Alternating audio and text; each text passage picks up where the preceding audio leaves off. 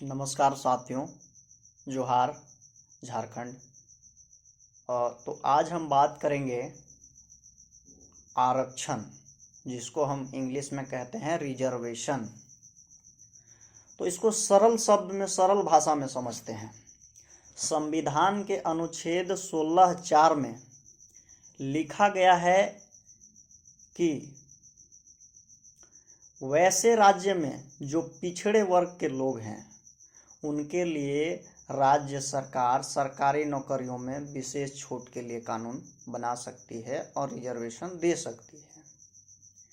अब हम बात करें झारखंड की। झारखंड में हमारा 50 से 55% ओबीसी रहता है, लेकिन ओबीसी के लोगों को 6 जिलों में रिजर्वेशन 0 कर दिया गया है। कुछ लोग कह रहे हैं कि नहीं, उनका सीट खाली नहीं है, फुल है। कुछ लोग कह रहे हैं कि नहीं, सरकार गलत कर रहा है। तो चलिए अब हम समझते हैं कि कौन कहाँ गलत कर रहा है। माना कि सीट हमारा फुल है, मैं जानना चाहता हूँ कि कैसे सीट फुल है। सरकार ने कोई सार्वजनिक तो किया नहीं है, डेटा सार्वजनिक करे, बताए कि यहाँ पर सीट फुल है। और नहीं तो ये बताए कि उस जिले में, उन 6-7 जिलों में ओबीसी नहीं रहता है, वो साबित करे झारखंड सरकार। लेकिन ये भी नहीं। अब बता रहे हैं ईडब्ल्यूएस रिजर्वेशन 103वें संविधान संशोधन अधिनियम 2019 पारित करके बनाया गया है। इसको सुप्रीम कोर्ट ने कहा कि इसको चलने दिया जाए। ईडब्ल्यूएस क्या है भाई? ईडब्ल्यूएस है इकोनॉमिकली बैकर सेक्शन, मतलब आर्थिक रूप से कमजोर वर्ग, स्वर्ण में, यानी अगड़ी जाति में। अगड़ी जाति में कौन आते हैं? ब्राह्मण आते हैं, राजपूत आते हैं, भूमिहार आते हैं, लाला आते हैं और सिन्हा आते हैं। इन सब की उपजातियां अगड़ी जाति में आते हैं।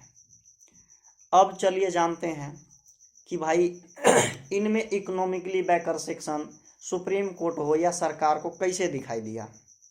तो चलिए मान लेते हैं कि इकोनॉमिकली बैकर सेक्शन में इनको ले लिया सरकार ने, 10% रिजर्वेशन इनको दे दिया। तो हम ये पूछना चाहते हैं कि कौन सा डाटा के तहत इकोनॉमिकली बैकर सेक्शन दिया है सरकार ने इनको? कौन सा डाटा में इनको गरीबी दिखाई दिया? सरकार ने कोई ट्रिपल टेस्ट किया? नहीं।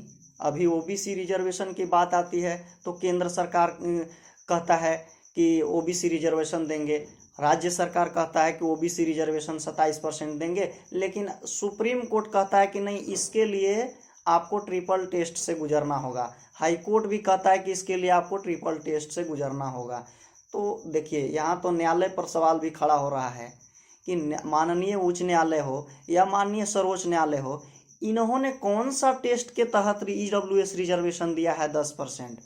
आज जो झारखंड के 24 जिले में 10% रिजर्वेशन दिया गया, किसी जिले में 5% भी ईडब्ल्यूएस नहीं रहता है, वहाँ भी इन्होंने 10% रिजर्वेशन दिया। किसी जिले में हमारा 60% का पूरा ओबीसी रहता है, उस जिले में भी इन्होंने 5 से 7 से 10% ओबीसी रिजर्वेशन में इन्होंने समेट दिया। तो मैं जानना चाहता हूँ कि सरकार आखिर ऐसा क्यों कर रही है? क्या ईडब्ल्यूएस के लोग, स्वर्ण लोग झाड़ू लगाते हैं सड़क पर? क्या ये लोग मजदूरी करते हैं? क्या यही लोग गटर में सफाई करते हैं?